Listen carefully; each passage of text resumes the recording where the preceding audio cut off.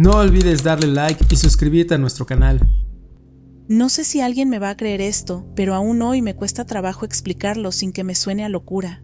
Me llamo Valeria, tengo 27 años y vivo en la Ciudad de México desde que era niña. Estoy acostumbrada al caos, a los empujones del metro en hora pico, a los retrasos, incluso a los músicos que se suben a cantar con bocinas a todo volumen. Pero lo que me pasó una tarde de miércoles fue distinto, muy distinto. Ese día salí del trabajo como siempre, un poco cansada y con la mente medio dispersa. Tomé la línea 7 del metro en dirección a Barranca del Muerto, como lo he hecho 1000 veces. Iba distraída con el celular, pero cuando el tren se detuvo en Auditorio, levanté la vista. La siguiente estación, pensé con toda seguridad, era Constituyentes. Siempre bajo ahí.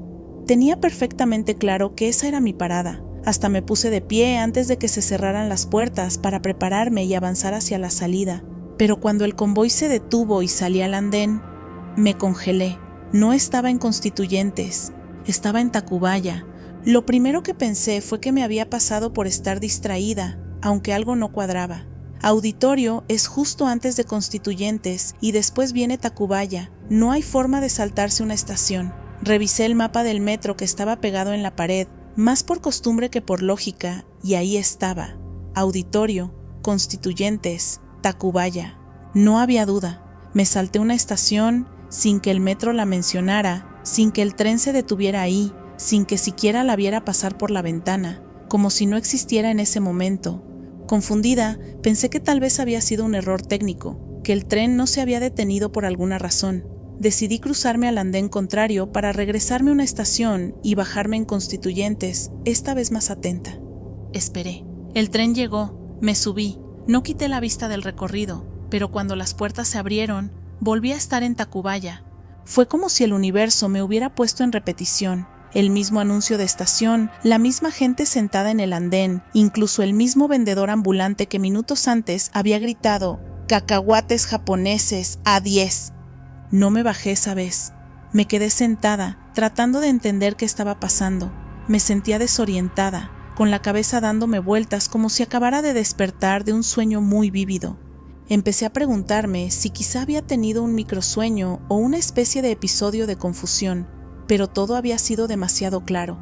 No me había dormido, no me sentía mal, estaba segura de que el tren jamás se detuvo en Constituyentes. Era como si esa estación simplemente no existiera. Cuando llegué finalmente a mi destino final, mucho después de haberme bajado antes de tiempo y de haber hecho todo el viaje completo de nuevo, sentía como si algo no terminara de encajar. Esa noche en la cena, les conté a mis papás y a mi hermano lo que me había pasado, riéndome nerviosa, como quien cuenta algo que sabe que suena absurdo. Pero para mi sorpresa, no se rieron. Mi papá se quedó callado y luego dijo: «A mí me pasó algo parecido en la línea 2, hace como 10 años. Iba rumbo a Chabacano y de la nada aparecí en Ermita sin haberme bajado ni cambiado de tren». Mi mamá asintió también, diciendo que alguna vez creyó haber pasado por una estación, pero el anuncio decía otra completamente distinta. Mi hermano, que es muy escéptico, dijo que seguramente era un error del sistema, pero se le notaba en la cara que lo estaba reconsiderando. Después de contar mi experiencia, algunos amigos me mandaron mensajes compartiendo cosas similares. Gente que aseguraba haber estado seguros de estar en una estación y aparecer en otra, o personas que juran que vieron en los mapas estaciones que no existen, nombres alterados, tiempos que no cuadraban.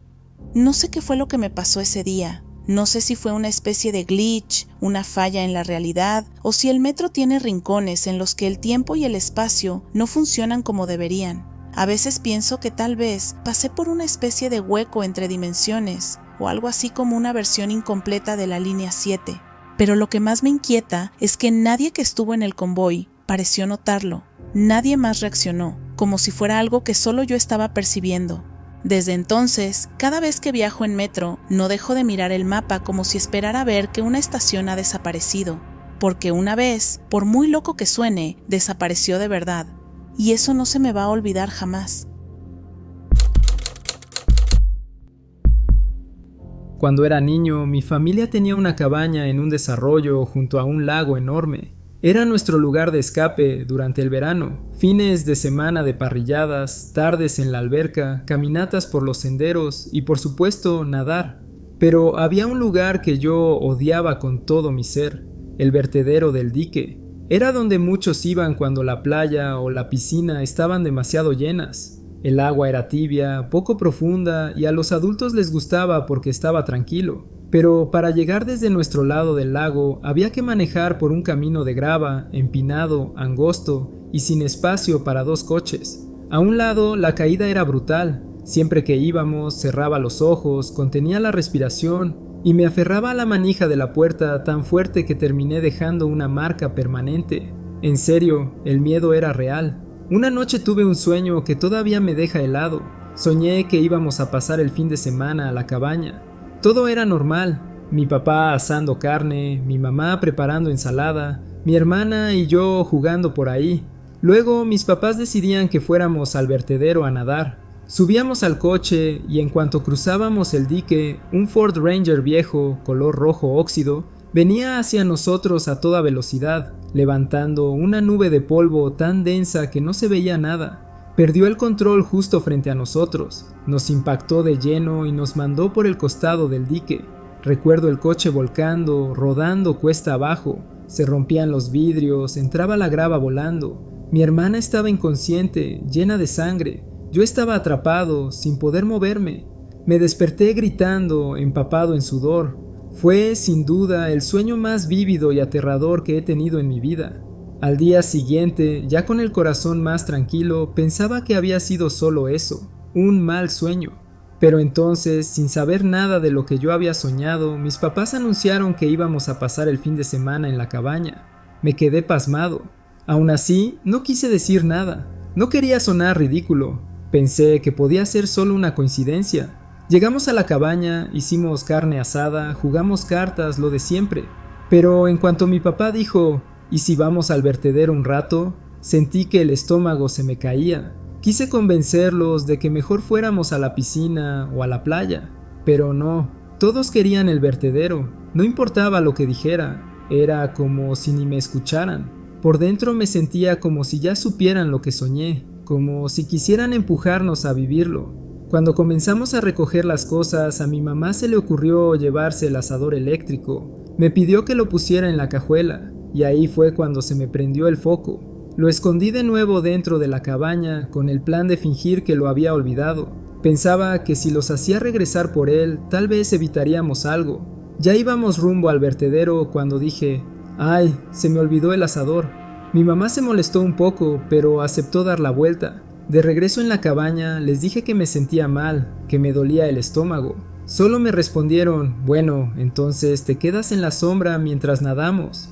Volvimos a subirnos al coche y retomamos el camino. Yo temblaba tanto que mi mamá pensó que tenía fiebre. No sabía cómo explicar lo que sentía. Era una mezcla de terror y urgencia. Justo cuando dimos la curva para bajar por el camino de grava que lleva al dique, lo vi. El mismo maldito Ford Ranger oxidado del sueño.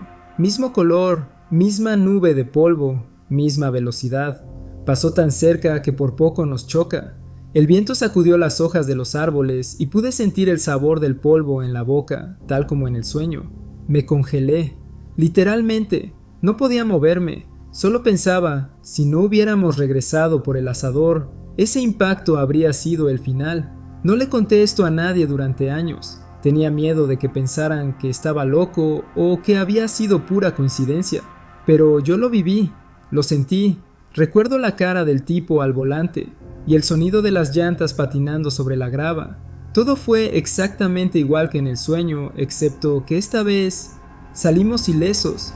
No sé cómo explicarlo, tal vez fue intuición, tal vez fue suerte, o tal vez fue algo más, algo que me avisó, que me dio una oportunidad de evitarlo. Desde ese día nunca volví al vertedero, y cuando alguien menciona un Ford Ranger rojo, mi corazón todavía se acelera sin razón aparente.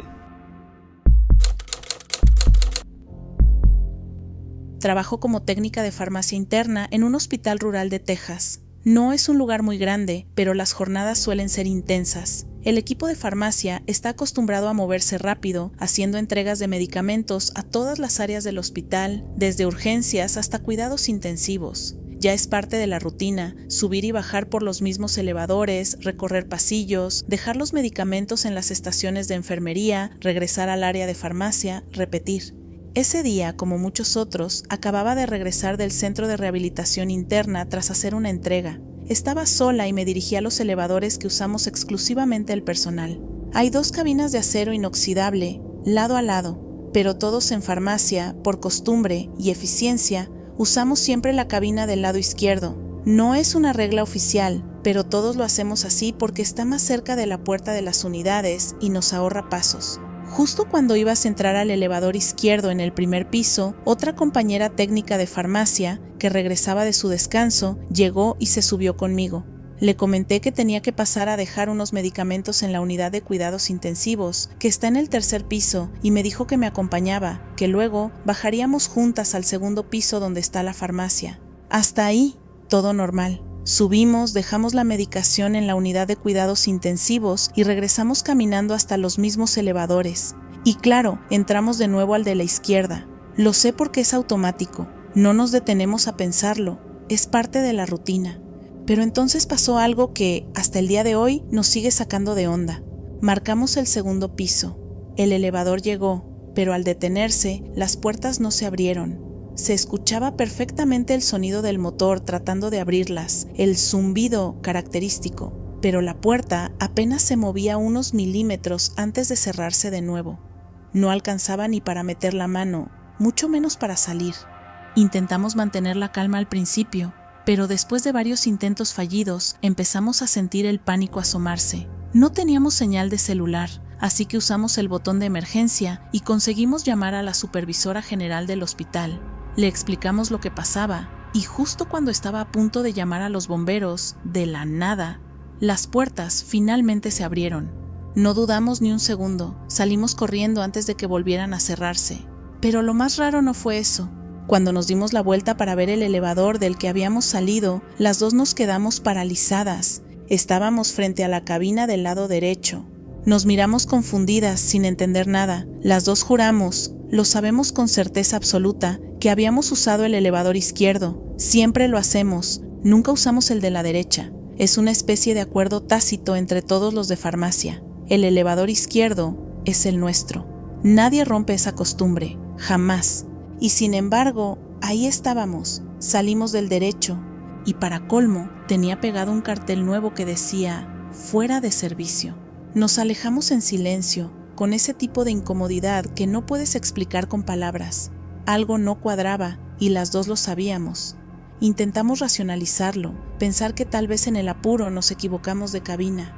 Pero no hay forma. Ambas entramos juntas al izquierdo. Lo vimos, lo sentimos, lo sabemos. Lo peor es que desde ese día, cada vez que paso por esos elevadores, siento una punzada en el estómago, como si algo invisible estuviera desacomodado, algo que no se ve, pero que se siente mal.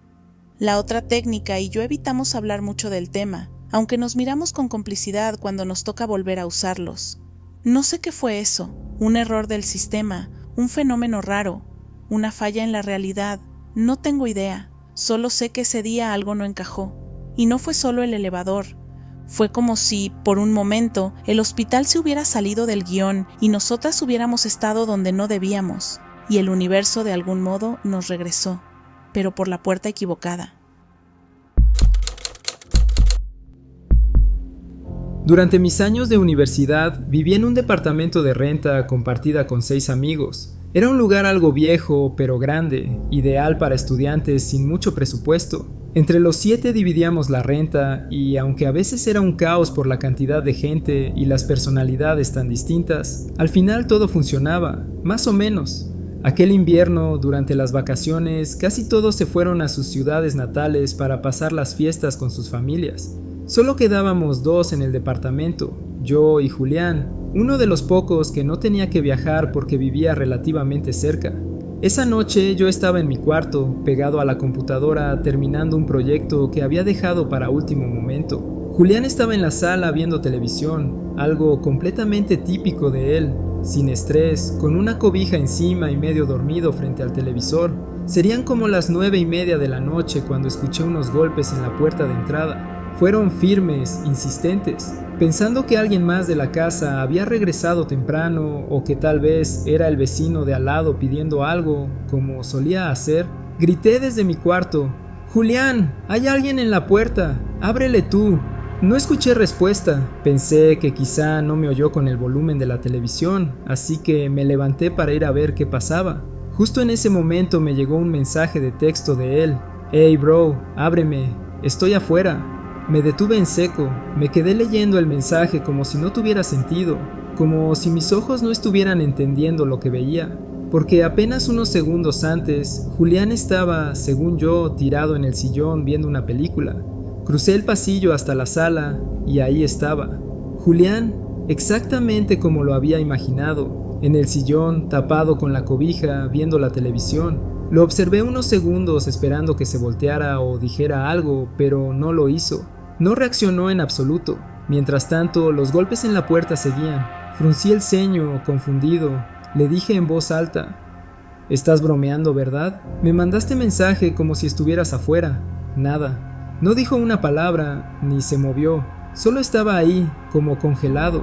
Ya algo inquieto, fui hasta la puerta y la abrí, y ahí estaba Julián, pero no el que estaba en el sillón. Este Julián llevaba puesta una sudadera azul marino con gorro, una mochila cruzada y una maleta de ruedas. Se veía cansado, como si acabara de regresar de un viaje largo. Me quedé helado, literalmente. No podía articular una sola palabra. Lo único que pude hacer fue girarme lentamente y mirar hacia la sala. Vacía. La televisión seguía encendida, pero el sillón estaba solo. La cobija doblada en el mismo sitio donde segundos antes juraba haberlo visto. Me dio un escalofrío que me recorrió de pies a cabeza. Fue como si el tiempo se hubiera distorsionado por unos segundos, como si hubiera visto algo que no debía, una versión duplicada de la realidad o de mi amigo. Julián me preguntó por qué tenía esa cara de susto y no supe qué decirle. Le dije que creía haberlo visto dentro, que pensé que estaba bromeando conmigo, pero cuando me miró confundido y me aseguró que acababa de llegar del viaje con su familia, me di cuenta de que no había explicación lógica.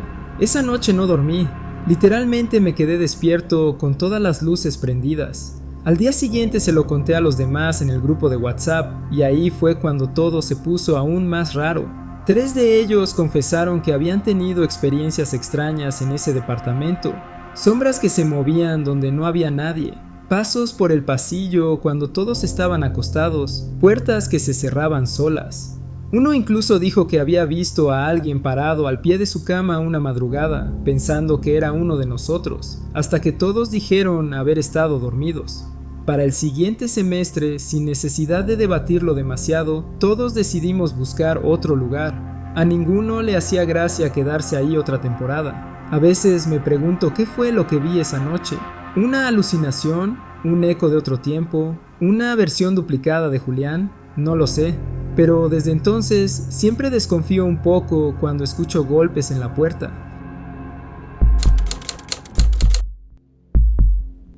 Mi hermana y yo somos gemelas idénticas. Desde pequeñas, todo el mundo decía que parecíamos copias exactas, pero lo que más nos unía no era el parecido físico, sino esa conexión que siempre tuvimos como si fuéramos parte de la misma persona. Si ella estaba triste, yo lo sentía.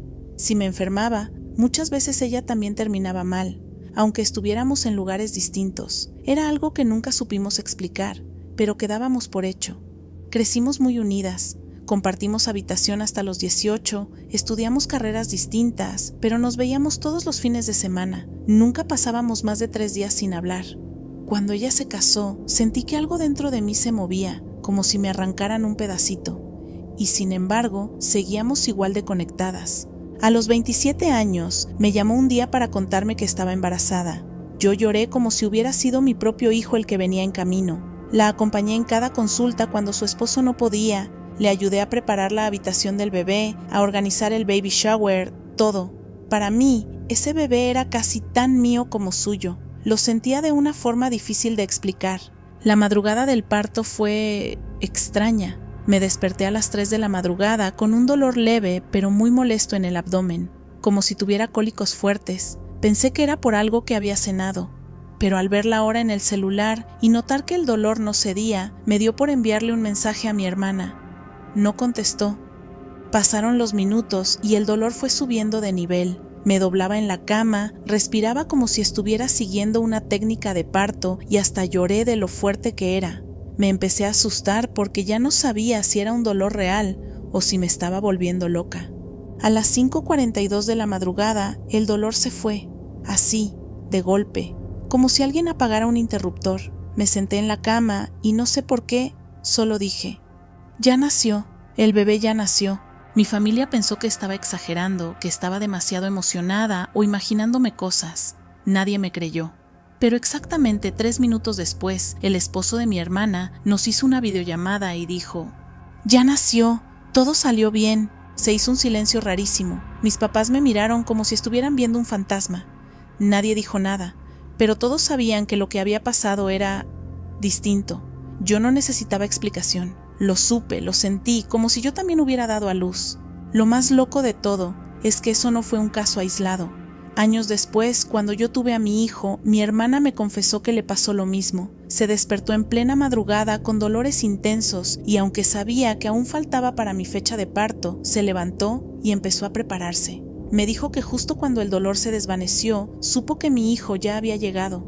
Y tenía razón. Minutos después le mandaron la foto del bebé. No tenemos una explicación, nunca la buscamos demasiado, no somos particularmente espirituales ni místicas, pero sabemos que lo que hay entre nosotras va más allá de la lógica. Es como si, sin importar la distancia, nuestros cuerpos estuvieran sincronizados en momentos importantes. Y desde entonces, cada vez que una siente algo raro, la otra pregunta primero: ¿estás bien? ¿O va a pasar algo? No siempre pasa, pero cuando sí, no falla. Tenía 15 años cuando tuve un sueño que hasta la fecha me sigue persiguiendo. En ese entonces vivía en un pueblo donde todos conocíamos a todos, y no era raro que la mayoría de los fines de semana los pasara con mis 2 mejores amigos, Tyler y Jess. Ellos eran un año menores que yo, 14 y 15 también, y estábamos obsesionados con la música. Siempre hablábamos de cómo algún día iríamos a un concierto por carretera, solo los 3. Una noche tuve un sueño muy claro. En él, nosotros 3 habíamos decidido saltarnos la escuela y manejar hasta Wendover para ir a un concierto. Conocía ese camino de memoria, lo había recorrido 1 y 1000 veces con mis padres. En el sueño, yo iba conduciendo. Jess estaba en el asiento del copiloto y Tyler atrás, y jugábamos uno de esos juegos tontos para pasar el tiempo, tipo veo veo o preguntas al azar. Acabábamos de pasar un tramo con muchos árboles cuando Tyler preguntó: ¿cuántas veces se puede doblar una hoja de papel? En ese instante todo cambió. Un tráiler que venía en sentido contrario perdió el control. Recuerdo el sonido metálico, los gritos, el golpe seco y después solo silencio. En el sueño yo era el único que sobrevivía al choque. Me desperté sudando frío, el corazón a 1000 por hora. Me dejó una sensación rarísima por días, pero con el tiempo, como pasa con la mayoría de los sueños, lo dejé pasar. 4 años después, ya con licencia y carro propio, por fin se nos hizo. Tyler cumplía 18 y decidimos hacer ese famoso viaje por carretera a Wendover para celebrar. Íbamos emocionados, con la música a todo volumen, cantando y bromeando. Jess iba al lado y Tyler en el asiento de atrás, igual que en el sueño. Todo iba perfecto hasta que nos acercamos a una zona llena de árboles a los costados de la carretera. Fue entonces cuando Tyler, sin saber lo que iba a provocar, dijo: oigan, ¿cuántas veces creen que se puede doblar una hoja de papel? Y fue como si algo dentro de mí se activara de golpe. El déjà vu fue tan intenso que me mareé. Recordé el sueño con una nitidez que me dejó helado. Miré a mi alrededor y todo coincidía. El tramo de árboles, la hora del día, la curva próxima. Sentí una presión en el pecho, como si algo invisible me empujara a actuar. Sin pensarlo demasiado, giré el volante hacia el acotamiento.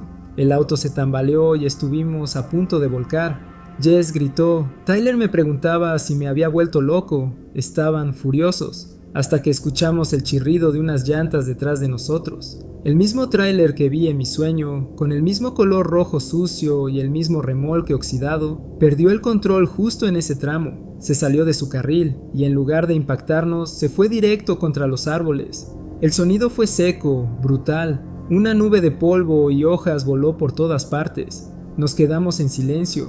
Nadie decía nada. Yo solo podía pensar, si no hubiera reaccionado, si no me hubiera acordado, estaríamos muertos. Pasaron unos minutos hasta que alguien pudo hablar. Les conté todo, el sueño, el déjà vu, lo del papel. No sabían qué decirme, estaban pálidos. Esa noche dormimos en Wendover, pero ninguno lo disfrutó realmente.